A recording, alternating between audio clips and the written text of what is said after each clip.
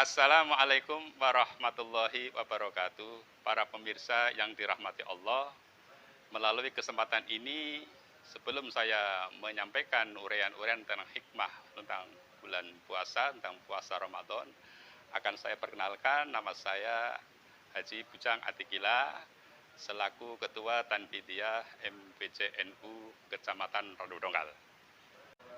Ada sebuah hadis yang sangat populer di telinga kita, ketika di awal-awal bulan Ramadan sering kita dengar, yaitu hadis yang diriwayatkan oleh Imam Nasai. Kam min shaimin laisa lahu min siyamihi illal ju'i wal atosi. Banyak orang yang berpuasa tetapi dia tidak mendapatkan apa-apa kecuali hanya menahan lapar dan dahaga. Setiap kita mendengar hadis tersebut di awal Ramadan, kita sering bertanya-tanya, kenapa ini bisa terjadi? Apakah kita tidak mengerti ilmu fikih sehingga puasa kita rusak dan batal?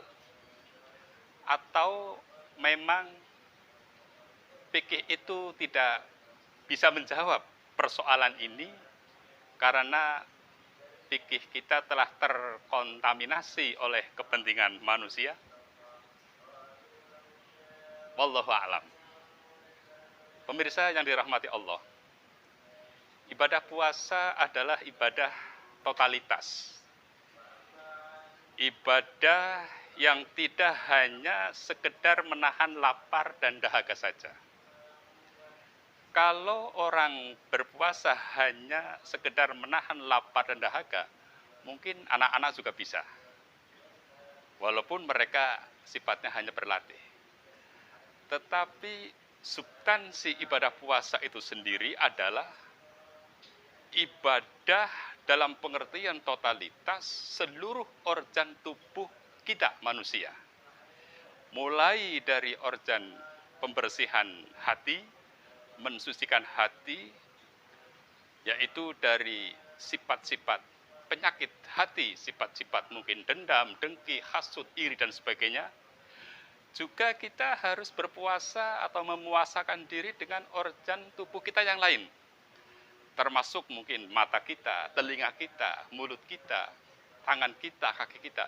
Semuanya harus kita ikut berpuasa. Nah, sehingga orang yang berpuasa itu hakikatnya adalah dia akan kembali berbuat baik terhadap orang lain. Maka sekali lagi bahwa substansi puasa itu sebenarnya adalah bagaimana cara kita untuk berbuat baik terhadap orang lain. Sehingga dalam hukum syariat Islam pun, bagi seseorang yang tidak berpuasa karena dia melanggar, maka dia diharuskan membayar fidyah atau membayar kifarat atau denda. Dan denda ini pun nanti orientasinya adalah kepada kemaslahatan manusia atau bagaimana cara kita berbuat baik terhadap orang lain.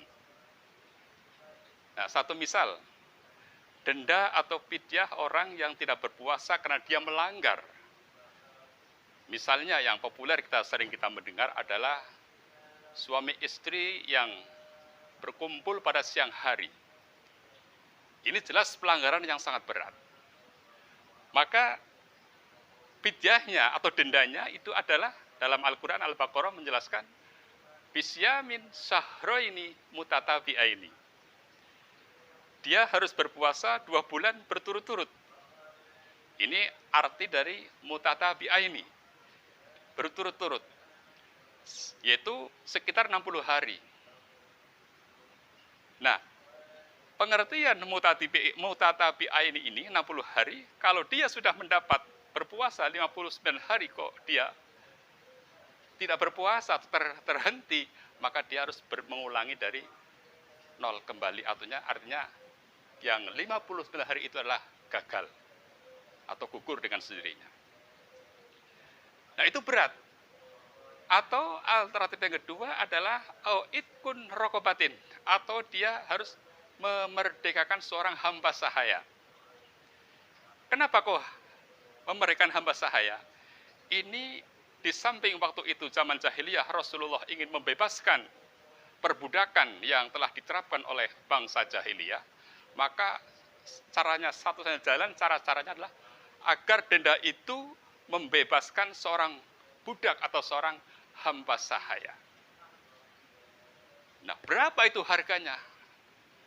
Karena budak adalah seorang yang dimiliki oleh orang-orang bangsawan kafir Quraisy. Dia bisa bebas, lepas, merdeka kalau ditebus. Nah, tebusannya itu siapa yang menebus? Adalah orang-orang, diantaranya adalah tadi kifarat orang yang tidak berpuasa. Dan ini adalah orientasi kemanusiaan. Artinya untuk menghilangkan cara perbudakan, diantaranya lewat penebusan karena pelanggaran dia meninggalkan atau melanggar tidak berpuasa. Nah, kemudian ada alternatif yang ketiga. Mungkin ini alternatif ketiga, ini adalah alternatif yang paling ringan, kategori ringan.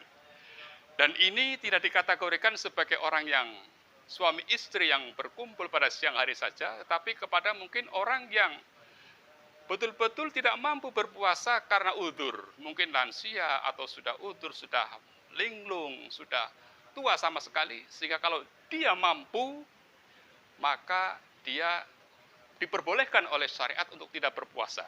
Tetapi dia diwajibkan membayar fidyah atau kifarat, yaitu dengan it'amun sittina miskinan, yaitu dengan membayar atau memberi makan terhadap 60 orang miskin.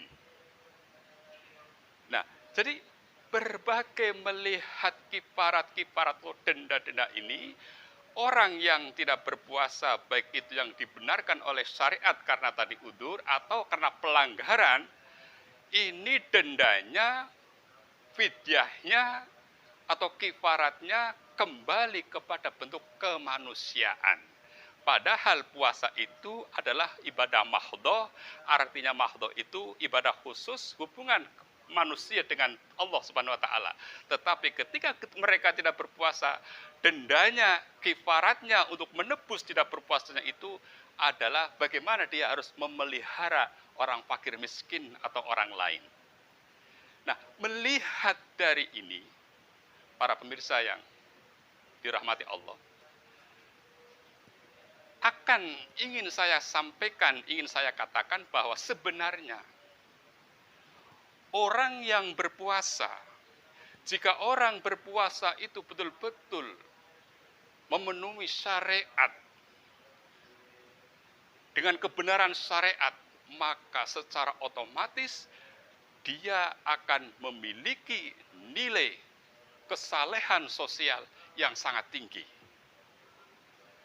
Bagaimana tidak tinggi? Karena hakikatnya kalau kita sudah berpuasa, seluruh organ tubuh kita ikut berpuasa, tidak hanya menahan lapar dan dahaga saja, maka melihat berbagai fidyah-fidyah orang yang tidak berpuasa tadi, berarti orang yang berpuasa itu hakikatnya dia telah melakukan dan menunaikan fidyah-fidyah atau denda-denda yang baru saja saya utarakan tadi. Antara lain, dia telah berpuasa 2 bulan berturut-turut atau 60 hari. Dia telah membebaskan seorang budak sahaya. Bahkan dia telah memberikan 60 orang miskin. Itu nilai-nilai itulah bagi siapa saja yang berpuasa secara kafah atau totalitas sempurna, artinya tidak hanya menahan lapar dan dahaga saja. Demikian para pemirsa yang sangat saya hormati, uraian singkat mudah-mudahan